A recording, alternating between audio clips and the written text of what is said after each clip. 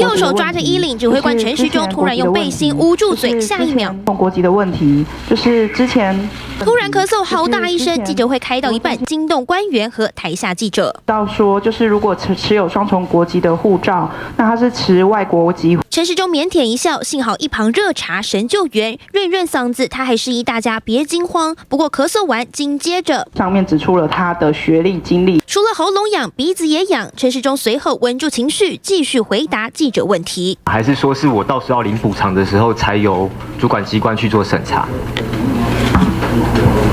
入国之后，基本上我们还希望是在事前呐，那事后的话，那就不确定性会比较高嘛。16号宣布拔里确诊，加上各项防疫措施，官员们忙得焦头烂额。记者会一开就要1个小时，尤其担任指挥官陈时中不间断回答问题，让网友好心疼。毕竟这不是他第一次咳嗽。那另外。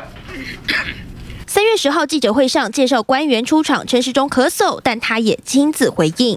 非常谢谢你的关心呐哈，一起烧香两天了哈。